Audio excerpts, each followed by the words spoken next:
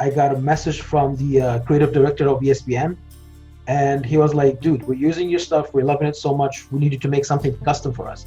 And this is when I was like, wow, I'm making it.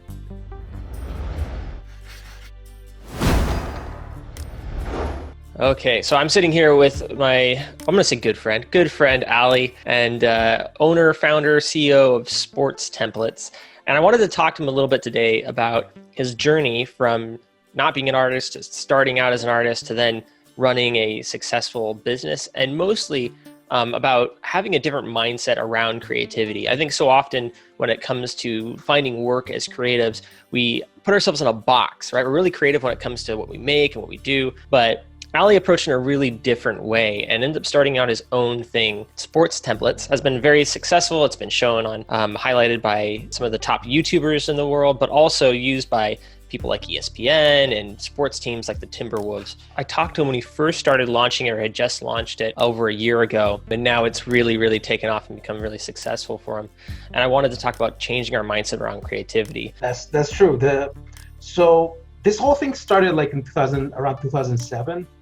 I was around like 18, 19, and I spent the next 3 years just jumping from software to software, which was like the biggest rookie mistake. Is like, oh, this is gonna make me a better artist, you know? And then you don't know better, but like you just think like, oh, I need this 3D thing. Then I'm gonna be like really a good artist. And I did all kinds of stuff, from like 3D modeling to web design to logo design to Flash websites. And I was just saying yes to everything and trying to figure out on like, you know, asking for like some sort of a long deadline and trying to figure out how to do it. Right. You know, whatever it was, as long as it was anything creative, I'm like, I'm in. I'm going to do it. And it wasn't until I found Graphic River in Viral. They had like their own marketplace, and a lot of people were doing a lot of templates. And I kind of, like, it was kind of like, all right, I want to test all the skills that I kind of learned a little bit of typography and composition and like stuff from web design and stuff from 3D. And that was like the perfect place to kind of like mash everything together and put it in a template.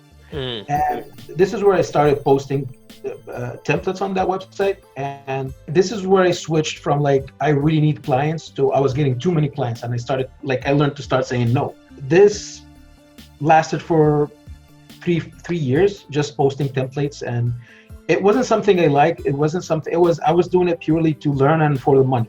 And I've always liked sports. Like whenever I would get like the newest NBA 2K or like NBA Live, I would just pause at the splash screen that gets at the start of the game and I just look at all the NBA logos, and because they were so different. And I'm not from America, so I'm used to like different types of logos. You know, in Europe they have the crests, and like in other places of the world they have like all kinds of crappy designs. And then like the NBA, they really do like really good work in branding, especially like American sports in general. They really pay attention because they want to sell the jerseys and they want to build that image for the team. So I've always wanted to be part of that. I just looked at it and I was like, this is the coolest thing. How can I be part of it? I'm not even in the US. Like, how can I, like, you need connections, you need to know people. It's impossible. Like no one's gonna, you know. So while I was doing these nightlife templates, I just decided to use my 3D skills and make a helmet and make it like a helmet template where people can put their logos and colors on it. And I just threw it on the website. I was like, okay, this is totally out of what I do usually, but I'm just going to do it because I like it and I want to be part of it. So at what point is this Timewise line? All right, so we started in 2007 really with your creative career. This is 6 years later. 6 years later, right? 2013. So, yeah, 7 to 2010, it was just, you know, dabbling in everything and trying to be wearing too many hats and trying to figure out everything. 2010 to 2013 was like focused on the templates. Like I want to do this now with some like client work on the side. And at the end of 2013, I did this template on the website, the football helmet. In 6 to 7 months, it became my bestseller. And now it became the bestseller on the website in the sports category. Up until I don't think anyone like beat it in the last 7 years. Because I put so much love into it, and it was like kind of like nothing was like it. Like there was nothing kind of like it. And I tried doing like a 3D render into a template, and I just tried it and I put it, and it looked really nice. And after seeing that, I was like, maybe there's something there. Like this is something I love, and people really resonated with, like, because I was putting more passion into that template as opposed to the stuff that, like, nightlife stuff that I didn't really care about. I was just doing the generic whatever sells stuff. It kind of like planting a seed, like, okay, I need to start my own website, but I don't know anything about doing that.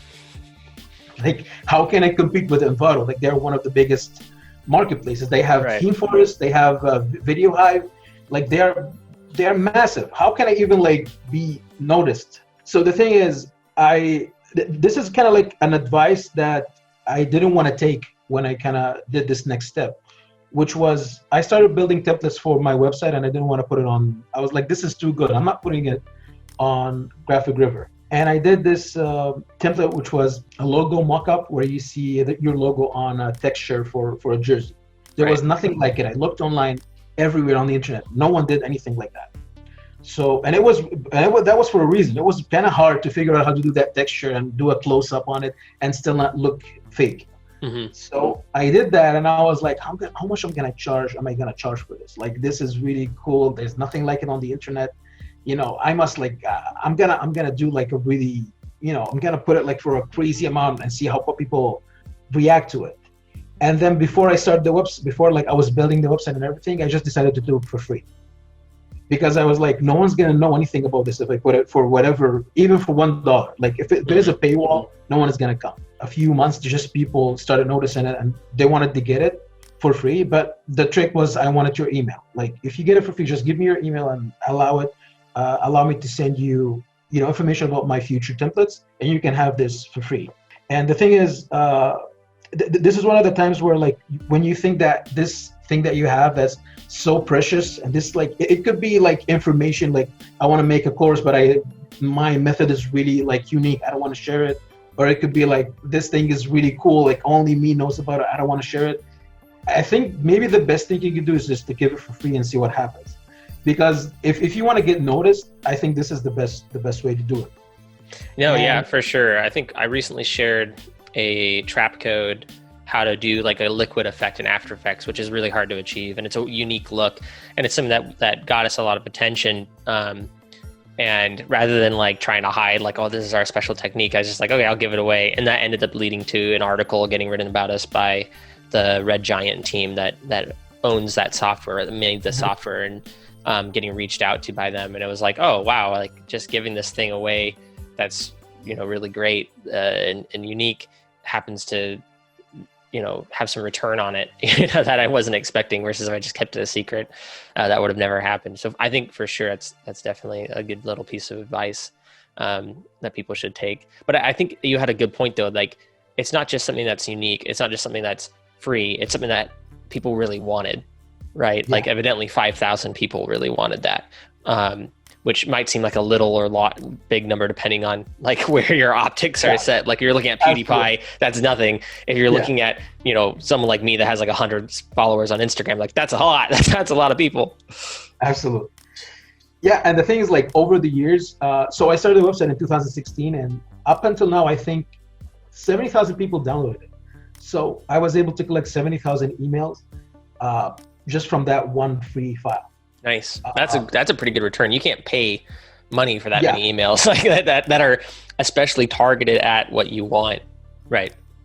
So, yeah, this is how it all started. And I don't know anything about building websites. I just hired a developer to build it for me, and because it was like, that voice in your head is like, you don't know anything about running a website. You don't know how to, like, what if it crashes? What if, all this stuff. And sometimes you're just not trying to figure out everything is what you should do. And the success I got doing what I love, I know this sounds like cliche, like, oh, do what you love, and then like work would come, and like everything else would come.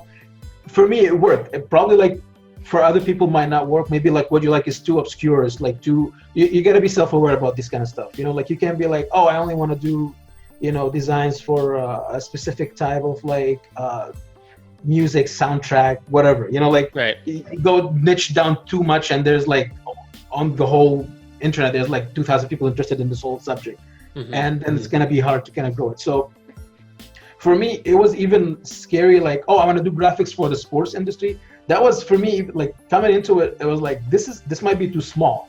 Right. Apparently it wasn't. Yeah. So you launch your thing, you get 5,000 emails, and you're finishing up building a site.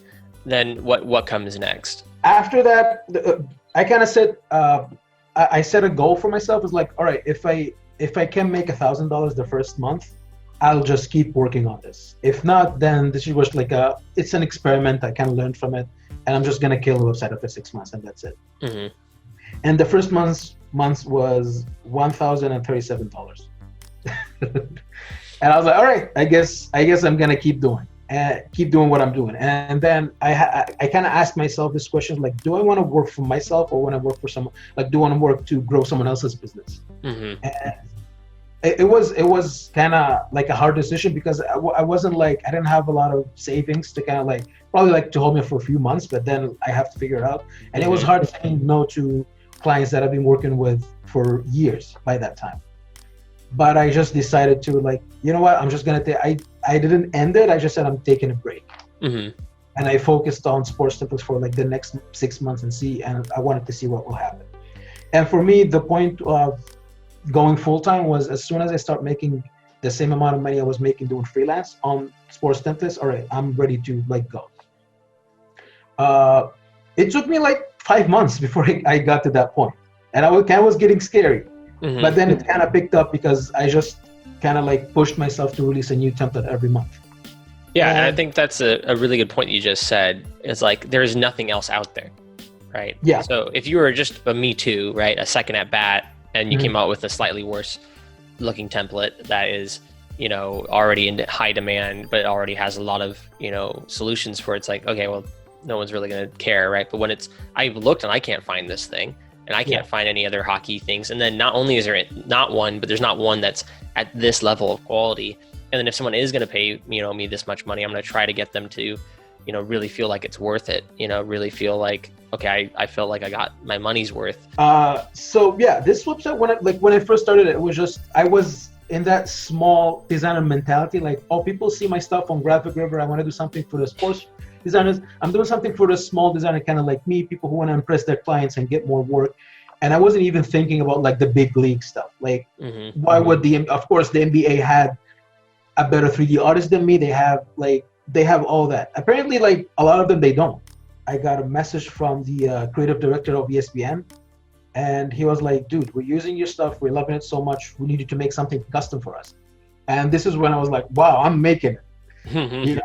It kind of took that one project to kind of change my mentality. It's like, okay, this is what I'm capable of. Might as well start thinking like it, like, oh, I can handle this kind of stuff. If there's anything I would like give advice to my old self, like in 2016, probably like, like, have more confidence about what you're doing, and it's sometimes we kind of put this halo around, like, oh, they must have some, like, their designers are like a mix of Michelangelo and like some, Steve Jobs, and they're like a branding genius, and like, I will never be there. Like, I would never get close to that. And it's like, it's sometimes we kind of put this thing about like big companies that they're just made up of people, and you can just easily be part of that if you just trust your own process a little bit more. Right. No, I think for sure. But it's crazy watching as people though have these dreams of, oh, I want to go here and work this, or I want to do that, and they don't understand what that really means for them. And so one of my main reasons for wanting to talk to you was to give people a different perspective of, hey, you don't have to go and necessarily, if you want to work in sports, like, maybe come up with a new way of doing it, merging something that you're already really good at or interested in. The same things for challenges I'd give for people like that want to work in the gaming industry. It's like, maybe find something like, what else can you do that you could augment that would make this, you can kind of marry these two things, and like, you just kind of have to keep re-examining it every so often. Well, man, this has been an absolutely fantastic conversation. I've really enjoyed it.